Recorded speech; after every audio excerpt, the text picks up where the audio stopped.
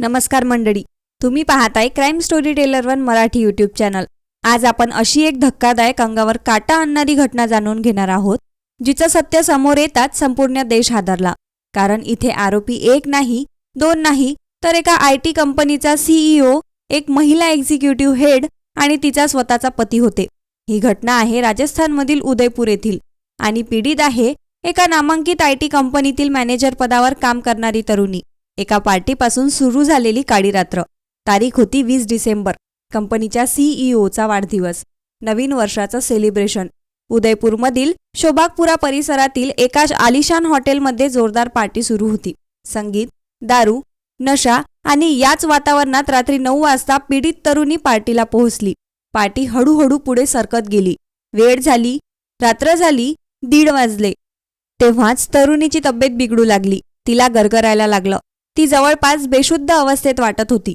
काही जण म्हणाले तिला घरी सोडूया, पण इथेच साप रुतून बसलेला होता आफ्टर पार्टी नावाचं जाळं। कंपनीतील महिला एक्झिक्युटिव्ह हेड पुढे आली आणि म्हणाली, घरी कशाला, थोडी आफ्टर पार्टी करूया। आणि पीडितेला काही कळायच्या आत रात्री 1:45 वाजता तिला एका कारमध्ये बसवण्यात आलं। त्या कारमध्ये कोण होते माहीत आहे? कंपनीचा CEO, महिला एक्झिक्युटिव्ह हेडचा पती आणि तिथून गाडी निघाली, पण घराकडे नाही, तर एका भयावह रात्रीकडे। ती म्हणत राहिली, सोडा ना, प्लीज सोडा ना, पण कोणी ऐकलं नाही। वाटेत गाडी थांबवली गेली, पण एका दुकानातून स्मोकिंगचं सामान घेतलं गेलं। पीडितेला देखील जबरदस्तीने स्मोक करायला लावलं आणि त्यानंतर सगळं अंधार। ती पूर्णपणे बेशुद्ध झाली। शुद्धीवर आल्यावर दिसलेलं नर्क। जेव्हा तिला थोडी शुद्ध आली, तेव्हा ते दृश्य तिच्या आयुष्यभराच्या मनातून पुसलं जाणार नाही असं होतं। CEO तिच्याशी छेडछाड करत होता। तिने रडत विनवणी केली, मला सोडा, प्लीज सोडा, पण पुढच्या क्षणी CEO आणि महिला एक्झिक्युटिव्ह हेडचा पती दोघांनी मिळून तिच्यावर अत्याचार केला। ती किंचाळत होती, रडत होती, मदतीसाठी ओरडत होती, पण त्या बंद कारमध्ये तिचा आवाज ऐकायला कोणीच नव्हतं। सकाळी 5 वाजता अपराध संपला, पण जखमा राहिल्या।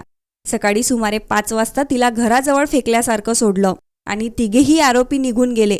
जेव्हा तिला पूर्ण शुद्ध आली, तेव्हा तिने पाहिलं, एक कानातलं गायब, मोजे गायब, अंतर्वस्त्रे गायब। खाजगी जागावर गंभीर जखमांचे वर्ण पाहून ती कोसळली। डॅशकॅम गुन्हेगारीचा सर्वात मोठा शत्रू, पण इथेच या प्रकरणाला वेगळं वळण मिळालं।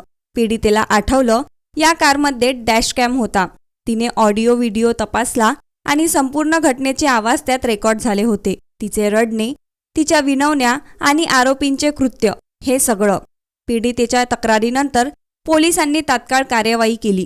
वैद्यकीय तपासणीत शरीरावर गंभीर जखमा असल्याचं स्पष्ट झालं। यानंतर त्यांना अटक करण्यात आली।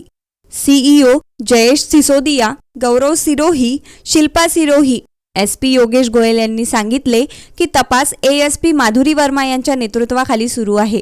डॅशकॅम, वैद्यकीय अहवाल आणि जबाब, सगळे पुरावे महत्त्वाचे ठरले आहेत। शेवटचा प्रश्न असा की मंडळी, जर डॅशकॅम नसता तर हा गुन्हा कधीच उघड झाला असता का? विश्वास, सत्ता आणि ओळख यांचा गैरवापर किती भयानक असू शकतो, हेच या घटनेतून दिसून येतं। जर ही स्टोरी तुम्हाला हादरवून गेली असेल, डोळे उघडणारी वाटली असेल, तर क्राईम स्टोरी टेलर वन या चॅनलला नक्की सबस्क्राईब करा, व्हिडिओ लाईक आणि शेअर करा आणि सर्वात महत्त्वाचं, सतर्क रहा, सुरक्षित रहा। धन्यवाद।